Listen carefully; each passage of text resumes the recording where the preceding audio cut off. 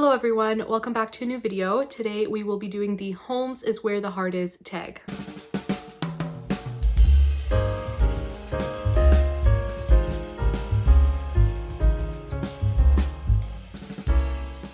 This is such a fun tag and I do love Sherlock Holmes, so I'm really excited to answer each of these questions.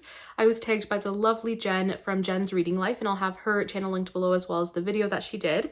And if I can find the original video for this tag, I will also have that linked below. I will try to answer each of the questions with like mystery books, thrillers. I think a couple of them I may have some trouble with, but I will do my best. I know Jen did the same and I really enjoyed that. Each of the questions, of course, references something within the Sherlock world, and I just think they're so fun. But without further ado, let's go ahead and dive in with the first question, which is: elementary, my dear Watson, share a mystery novel that you consider a must read. I have to answer this first question with a Sherlock book, and I will try not to answer the rest with any Sherlock stories, but I truly think this book is a must read within the classic mystery genre, and that is The Hound of the Baskervilles, of course, by Arthur Conan Doyle. I really like the summary on the back. It says, imposing Baskerville Hall casts an ominous shadow over the lonely moorlands of Devon, where rumors of a demonic beast haunt the land. The sudden death of Sir Charles Baskerville raises disturbing questions. Could he really be the victim of a legendary hound which has terrorized the family for generations? Or is someone using the myth to cover their tracks? Only Sherlock Holmes can unravel the mystery. I definitely think this is a must read. It's one of my favorite out of the Sherlock canon. Highly recommend. I do have 3 more classic mystery novels that I consider must reads, and this next one is Death on the Nile by Agatha Christie. This I think is my favorite currently by her, or tied with this next one, which is And Then There Were None. I definitely consider both of these must reads. This one is set in Egypt and we have Hercule Poirot solving a mystery. It's so fun. And then this one is one of her standalones, and it's set on this isolated island, so I really like that it's a closed circle, very unsettling kind of mystery. So fun. Both of these I would consider must reads. And I also have to say The Woman in White by Wilkie Collins I think is a must read as well if you do like mysteries and classics. It's so good, so atmospheric, very thrilling. And in this one, we have a man named Walter who comes across this woman. She's completely dressed in white. It is the middle of the night. It's very unsettling, and she seems to be running from something. She asks him for direction, and then she goes on her way. And then Walter encounters some men who are trying to find a woman that has escaped from an asylum. The story is a lot more layered than just that, and it's so good. It's a wild ride. Would highly recommend. Question 2 is Baker Street Irregulars. Recommend a book with a group of unlikely heroes or a diverse ensemble cast. So for this one, I do have 3 books. This first one here is A Good Girl's Guide to Murder by Holly Jackson, and it's a really interesting one. We have a high school student who is working on a capstone project, and she decides to look at a murder case that has been closed, solved, but she thinks there's more to the story, so she embarks on this journey, and she's a very interesting protagonist solving a murder. I thought this was a really good book. This next one isn't what I would call a straight up mystery or murder mystery by any means, but it does have some subplots that add a bit of that suspense and mystery to the book. But it does have a really unique cast of characters, and that is A Name Unknown by Rosanna M. White. This is Christian historical fiction with a dash of mystery, I would say, and it's a very interesting cast of characters. We have the main character who she basically grew up as a street urchin with a bunch of other people. And so even though she's the book's protagonist, she's sort of a villain at the same time. It's such an interesting plot, really interesting characters. I really enjoyed this. It is set in the 1910s in England, and there's just a lot of rich historical detail, and I so enjoyed this one. And then a recent read that I would like to recommend for this question is The Unexpected Mrs. Polifax by Dorothy Gilman. I did read this in the last few months and so enjoyed it. We have Mrs. Polifax who basically becomes a spy. A lot of this book is ridiculous and not realistic, but it is so fun, and she's such an unlikely hero. She ends up abducted and flown halfway across the world, and it's just such a wild ride and so fun. A really fun spy kind of mystery with such great characters. Really enjoyed it. Question number 3 is The Game is Afoot. Name a book that had a plot twist or revelation that completely surprised you. I feel like a lot of the mysteries that I could mention have really surprising plot twists at the end. Part of a great mystery, in my opinion, is a really good ending. But I'll actually share a book that Jen also shared, I think, for this question. And I do have a couple more, but she did share The Murder of Roger Ackroyd, and I wholeheartedly agree. I recently read this one and was absolutely shocked at the end. It was incredible. And of course, I already mentioned And Then There Were None. Amazing ending. Did not see it coming. And then I also wanted to mention The Bullet That Missed by Richard Osman. This is book 3 in the Thursday Murder Club series, and this I think is my favorite of the series, and the ending completely floored me. I loved it so much. Question 4 is 221B Baker Street. Talk about the time you visited somewhere of literary significance. I'm actually very sad to say I don't think I've been anywhere of big literary significance. Yeah, it's sad.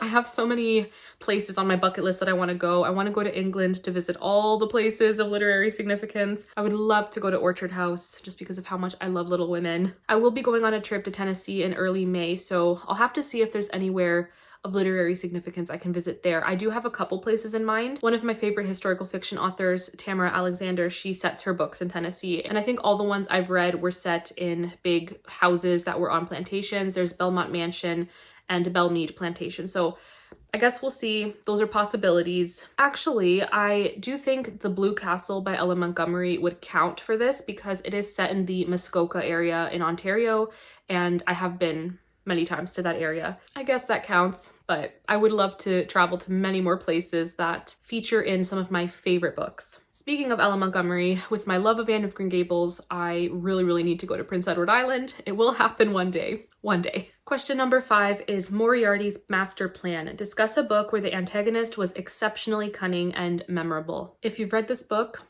Count Fosco definitely fits the bill for that one. And I would also say the villain of Ordeal by Innocence by Agatha Christie. I can't say much just because a lot of this mystery is really convoluted, and part of how much I enjoyed this was going into it blind, so I don't want to say much, but the antagonist was definitely very creepy and cunning in this one, in my opinion. And even more so in the, I think it's a miniseries. I don't remember if it's a movie or a miniseries, but I watched it a while ago. The adaptation of this book. Very cunning, very creepy, very unsettling. Then we have question 6, which is The Art of Deduction. Mention either a book that kept you guessing all the way to the end or one where you guessed the outcome earlier on. I almost never guess the outcome, so I couldn't really think of anything for that. But in terms of a book that kept me guessing all throughout, I would say Disillusion by C.J. Sansom. Besides, a lot of the other books I already mentioned definitely kept me guessing, but this one I read recently, and I was very surprised by the outcome of the story. It did not go where I thought it would go, but I very much enjoyed it.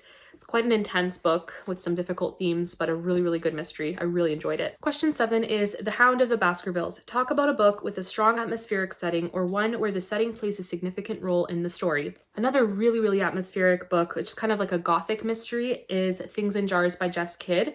It's such a weird book, and I don't know if I would feel the same about it if I were to reread it. It was just such an odd book, and I'll just read the very short summary on the back.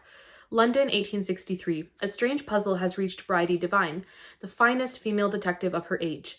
To recover a stolen child, Bridie must enter the dark world of medical curiosities. The public love a spectacle, and this child may well prove the most remarkable spectacle London has ever seen. Things in Jars is a novel unlike any other, one that explores what it is to be human in inhumane times. It's such an odd Victorian era mystery. Very atmospheric, unsettling at times, gothic. If that sounds interesting to you, I would definitely recommend. It does have some ghost elements though, which I know doesn't work for everyone, and it doesn't always work for me, but I do think it's a really good book, and the author creates such great atmosphere for sure. Another very mysterious gothic story that I really enjoyed is Jamaica Inn by Daphne du Maurier. This is set in Cornwall, and it is very rainy and gloomy, and the atmosphere is perfection. It definitely feels almost like its own character in this book. It's definitely a very thrilling read, and I think this one is my current favorite by Daphne du Maurier. Would highly recommend. And I also wanted to mention The Moon Spinners by Mary Stewart. This is the only Mary Stewart that I've read. I do plan on reading another one of hers this summer, but I really did enjoy this one. It is set on the island of Crete, and it's very summery, very atmospheric. The nature writing was beautiful. So I do think the setting was a very key element of the story that just kept me so engrossed in it. I did want to read the first paragraph of the book. It really does set the stage for the story. It says, "It was the egret flying out of the lemon grove that started it. I won't pretend I saw it straight away as the conventional herald of adventure, the white stag of the fairy tale, which, bounding from the enchanted thicket, entices the prince away from his followers and loses him in the forest where danger threatens with the dusk. But when the big white bird flew suddenly up among the glossy leaves and the lemon flowers and wheeled into the mountain, I followed it. What else is there to do when such a thing happens on a brilliant April noonday at the foot of the White Mountains of Crete, when the road is hot and dusty, but the gorge is green and full of the sound of water, and the white wings flying ahead flicker in and out of deep shadow, and the air is full of the scent of lemon blossom. And then at the very end of chapter 1, there's also a really beautiful paragraph here. It says, "For some reason that I cannot analyze, the sight of the big white bird strange to me, the smell of the lemon flowers, the clicking of the mill sails and the sound of spilling water, the sunlight dappling through the leaves on the white anemones with their lamp-black centers, and above all, my first real sight of the legendary White Mountains, all this seemed to rush together into a point of powerful magic, happiness striking like an arrow with one of those sudden shocks of joy that are so physical, so precisely marked, that one knows the exact moment at which the world changed." As our main character is taking in the beauty of this island, she stumbles across a critically injured man, and the whole story kind of goes from there. I think this is a great summer read. It's slower paced, but a really great thriller. And again, the setting is just magnificent. Would highly recommend. The last book I want to mention for this question, I hesitate to recommend it. So I wouldn't say this is necessarily a big recommendation just because it has a lot of triggers and it's a little intense. And that is The Secret History by Donna Tartt. I did want to mention it just because it is very much a book where the setting is so important. It is such an atmospheric book. Dark academia on steroids. What I would say is look up triggers if you have not read this book and then decide if you would want to read it. But very atmospheric, very mysterious, intense, dark academia. That is this book. Question 8 is The Blank Falls. I'm not sure how to pronounce that, but it is talk about a series that you thought had ended but made a surprise comeback. I actually don't know of any that would answer this question. I guess the Thursday Murder Club series I could mention just because I had assumed that with the 4th book, that was the end of the series, but I then heard the author may continue it. He is, I believe, focusing on another series with like a father-daughter duo mystery series, so he's doing that first, and then he might come back to the Thursday Murder Club from what I heard. Could be wrong, let me know if I'm wrong, but I guess that works. Question 9 is Sherlockian adaptations. Discuss your favorite book-to-screen adaptation or a retelling of a classic story. So just for mysteries, I would say I really enjoyed the Sherlock series with Benedict Cumberbatch. I thought that was really fun and set in the modern day, but inspired by Sherlock and Watson, and I really enjoyed it. And I would also say the David Suchet episode of Death on the Nile. That's my favorite out of all the David Suchet Poirot episodes that I've seen. That one's definitely my favorite, and I would highly recommend it.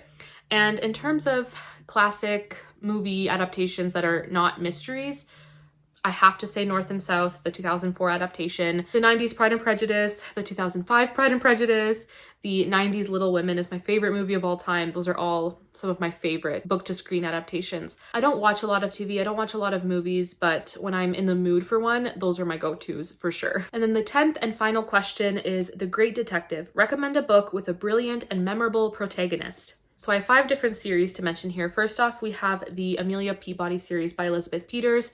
I think Amelia and her husband Emerson are some of the most fun characters in any mystery books I've read. They're so fun to follow. These books are set in the Victorian era, and Amelia and Emerson are both very much into archaeology, and they're both type A personalities, so it's really fun to follow them along their journey. Another really fun main character we have is Georgie from the Her Royal Spinous Mystery series. She's an heir to the British throne, but she's very far down the line, and in each book of the series, she basically encounters different murders that occur, and she's trying to solve them, all the while doing a lot of favors for Queen Mary, and she's just so fun to follow. Would highly recommend the series as well. I also think Miss Marple is so brilliant, but in a quieter way. She's not arrogant the way that Poirot is, but she's definitely an amazingly intelligent woman, and I do wish there were more Miss Marple books. I think she's such a great character. I have to mention this series, and that is the Lady Hardcastle mystery series.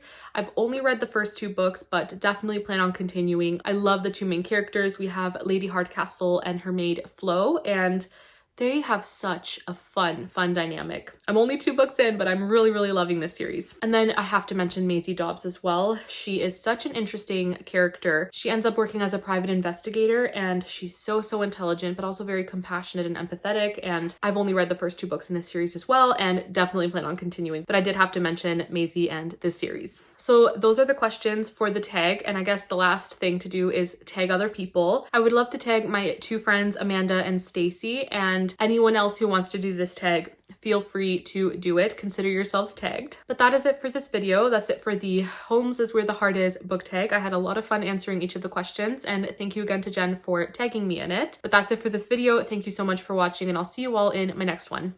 Bye.